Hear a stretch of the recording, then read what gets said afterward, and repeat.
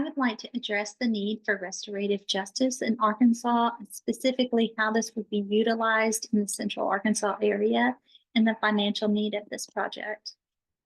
This is the content and the page numbers that I've included in the request for proposal if you would like to reference any of this in more detail. It is a well-known fact that the United States is the leader in incarceration rates, but unfortunately, Arkansas is even worse. Arkansas also has very high recidivism rate, with almost half of the people that get released from prison returning to prison before 3 years. But despite these statistics, victim restoration programs remain underutilized. To successfully implement the Victim Offender Restoration Organization, a budget of $500,000 per year is requested, totaling $1.5 million over a 3-year period. This amount will cover hiring and training professionals, rent assistants, programs, and research to ensure that we are completing our goals.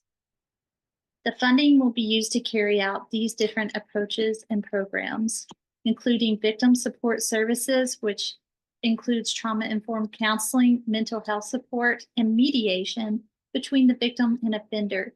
That will help bridge the gap between the criminal act and the punishment. We also offer rehabilitation for the offender, including mentorship.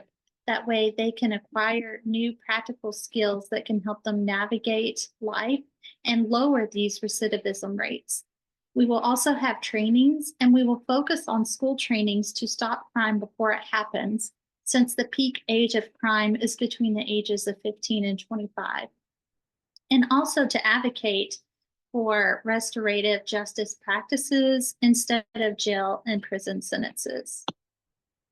To do this, we will look at the timeline from 3 different points, including the planning and development, which we will use to establish partnerships, recruit staff, and develop program materials. And then we will have the implementation phase where we will build partnerships, secure funding, launch support services, and develop training. And finally, the evaluation and expansion phase, where we will assess the program effectiveness, adjust our strategies, and plan for long-term sustainability.